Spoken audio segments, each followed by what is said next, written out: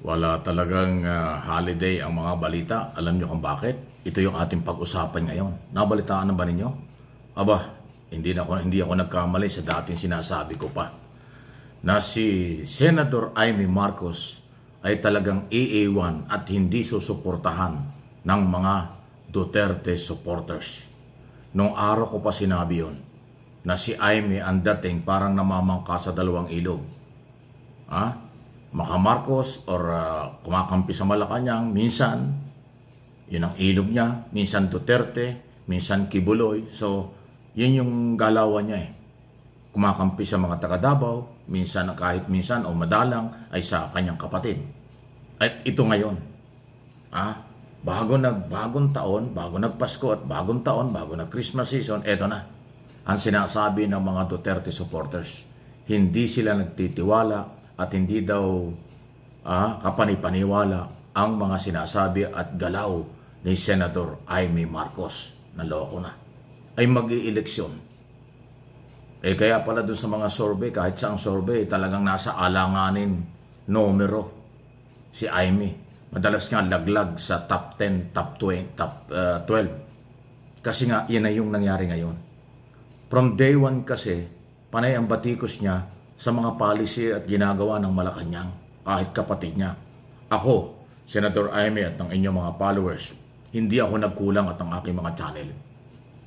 Noon pa sinabi ko na pag si Amy Marcos hindi nagbago ng kanyang style na parang namamangka sa dalawang ilog, tagilid at delikado sa eleksyon sa Mayo ngayong taon, 2025. Ay hindi siya nagbago. Nung isang araw lang, isang linggo lang siya nagbago ng bahagya na pinagtatanggol niya ang Malacanang tungkol doon sa budget. Pero sila rin naman ang gumawa sa Kongreso at Senado na dinagdagan at nagkaroon ng realignment na hindi naman gusto ng Malacanang. Pero pinirmahan ng Pangulo at pinanindigan yung kanyang alam. Doon lang siya kumampi sa maraming policy ng Pangulo, ayaw niya eh. Kaya ngayon, kahit yung Duterte, former President Duterte at Sara Duterte followers, supporters, mga vlogger, ayaw din kay Amy Marcos. Ayan na ang sinasabi ko. Nagkatotoo na hindi alam ni Amy kung sino ang kanyang kakampi. Hindi naman siya susuportahan ng mga lehitimong o ng mga Marcos supporters loyalists kasi nagduda nga sa kanya. Sa nakaraang mga taon, sa halos 2 taon kalahati, puro siya bumabati ko sa Malacanang at hindi nga niya ipinagtatanggol ng Pangulo. Minsan lang ipinagtanggol dito sa budget pero late na. Lagi sinasabi niya kahit siya mag-isa, kakampi niya at kakampihan niya ang mga Duterte. Ngayon ang mga DDS at mga Duterte mismo, followers, ayaw na magtiwala sa iyo. Sino ngayon ang butante mo? Akala mo kasi malakas pa yung mga Duterte kaya lagi mo sinasabing kahit mag-isa ka, Duterte ka. O ngayon, ayaw na sa iyo. O ano saan ka kukuha ng boto ngayon? Kahit mga Ilocano, hindi ko nilalahat. Kahit mga taga-Ilocos, may mga taga-Ilocos at Ilocano sa buong mundo, ayaw na rin sa'yo. Ayan ang sinasabi natin. Mahirap talagang mag-alanganin for publicity lang or gamikan lang. Pag nag-decide ang mga Pilipino, may problema. Kaya nga po doon sa survey ng kahit ano-anong company nagsosurvey, nasa balag ng alanganin, nasa alanganing numero si Senator Amy. Kasi nga, ayaw sa kanya ng mga Marcos loyalists, hindi ko nilalahat. Ayaw na rin sa kanya ng mga Duterte followers, supporters, hindi ko nilalahat. Saan galing ang boto niya ngayon? Itanong niyo sa mga Ilocano sa buong mundo. At itanong niyo sa mga taga-Ilocos mismo na mga Ilocano, nagduda rin sila. Ayan na. Ayan. Ewan ko kung paano hahabol yan. Ilang buwan na lang, eleksyon na. Mahahabol pa kaya ni Amy ang pagbagsak ng kanyang taga-suporta, pagbagsak niya sa kanyang mga taga-suporta, na yung ultimo kakampi ng gobyerno ayaw sa kanya, yung mga anti-Marcos o kilalang Duterte group na panayambanat sa gobyerno, akala niya kakampihan siya, akala niya kakampi niya, ngayon hindi na. Yan ang matindi. At syempre yung mga vloggers, supporters ng mga Duterte, kung ano sinasabi noon, yun ang susundin ng kailang mga followers. Hindi suportahan si Amy Marcos. Ano po ang inyong masasabi dyan? Nasa balag ng alanganin, nasa mga alanganing sitwasyon, ang nakakatandang kapatid Pero hindi naman kasalanan niya ni Pangulong Marcos. Hindi naman niya binanatan si Aimee. Katunayan, isinama pa nga doon sa kanyang lineup na 12 senatorial candidate. Aba, hindi sumama. Nagmalaki pa. Pinili ka na ng Pangulo. Maraming gustong masama sa Pangulo. Ikaw mismo isinama ng Pangulo. Hindi ka sumama. Umayaw ka niya sa grupong yan. O anong nangyari ngayon? Saan ka ngayon? Hindi ka naman sinalba ng mga taga-Davao at supporters. Nako, naloko na. Ayawan ko. Hindi ko alam kung makakabawi pa si Aimee.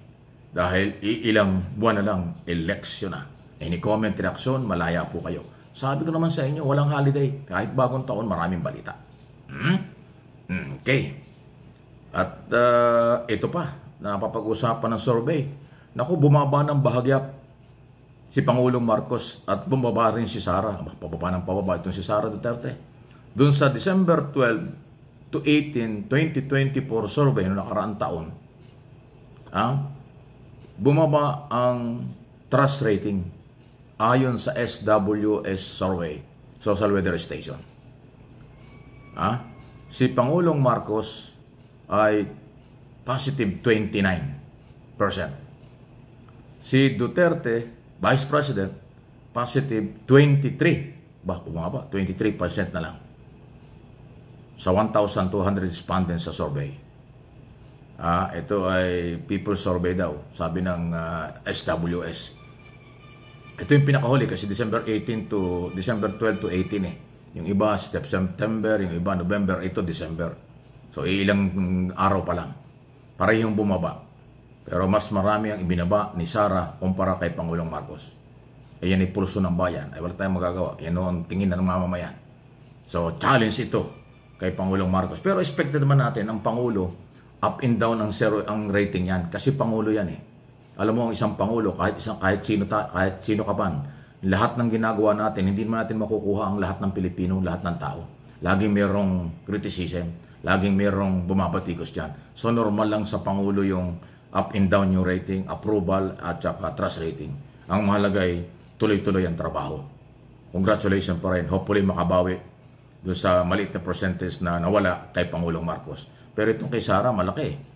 23% na lang. So, medyo, ewan ko kung anong gagawin niya. Maraming mga iso kasi sa kanya. At itong iso sa budget, panghuli itong budget, malaki daw ang pork barrel ng 2025 budget na nakapaloob sa Department of Public Works and Highway. Kahit binawasan na ng 26 billion na ibinito ng Pangulo. At merong kabuang 179 billion ang binito ng Pangulo sa iba't ibang ahensya ng pamahalaan doon sa inaproban ng Bicameral Conference Committee sa pagitan ng Kongreso at Senado. Pero ang lumalabas ay marami pa rin pong pork barrel. Ang pork barrel, legal naman. Ang bawal, lamsam na pondo.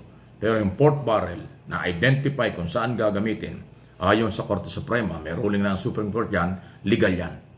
Pagka-identify doon sa batas, yung mga pork barrel paglalagyan ng pondo. Pero kung lamsam, malaki ang pondo, na hindi malinaw, hindi itemized kung saan gagamitin, yun ang pinagbabawal, sabi ng Korte Suprema. Any comment, reaction sa isyong ating tinalaki ngayon about Aimee Marcos, about survey na bumaba ang rating ng Pangulo at Pangalawang Pangulo at itong budget issue. Please like and share ng ating mga video. Happy New Year! Doon sa hindi pa natin nababate, late nakakapanood, Happy New Year po sa ating lahat. Sa inyong lahat.